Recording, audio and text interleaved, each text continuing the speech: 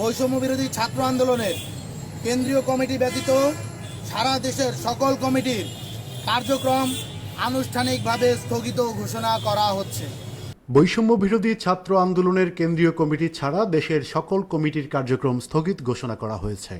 রোববার সন্ধ্যায় রাজধানীর শাহবাগে জরুরি সংবাদ সম্মেলনে এই ঘোষণা দেন সংগঠনটির কেন্দ্রীয় সভাপতি রিফাত রশিদ। তিনি বলেন, আজ থেকে কেন্দ্রীয় কমিটি ব্যতীত দেশের সকল শাখা কমিটির কার্যক্রম আনুষ্ঠানিকভাবে স্থগিত করা হলো। ভবিষ্যতে কেউ যদি বৈষম্য বিরোধী ছাত্র আন্দোলন এর নাম ব্যবহার করে অপকর্ম করে, তাহলে তার বিরুদ্ধে আইনি ব্যবস্থা নেওয়া হবে। এছাড়া সংগঠনটি ভবিষ্যতে কিভাবে পরিচালিত হবে সে বিষয়ে শিগগিরই সিদ্ধান্ত জানানো হবে বলেও জানান তিনি। তবে কমিটি স্থগিতের পেছনে নির্দিষ্ট কোনো কারণ উল্লেখ না করা হলেও ধারণা করা হচ্ছে, গুলশানে সাবেক এমপির বাসায় চাঁদাবাজির ঘটনায় বেসরকারি বিশ্ববিদ্যালয় শাখার আহ্বায়ক সহ 4 নেতা গ্রেপ্তার হওয়ার প্রেক্ষিতেই এই সিদ্ধান্ত নেওয়া হয়েছে। উল্লেখ্য, এর আগেও সংগঠনটির বিভিন্ন শাখার বিরুদ্ধে চাঁদাবাজির অভিযোগ এবং নেতা গ্রেপ্তারের ঘটনায় সমালোচনার মুখে পড়তে হয়েছিল সংগঠনটিকে। S M Shamim, desk report, সদ্য সংবাদ।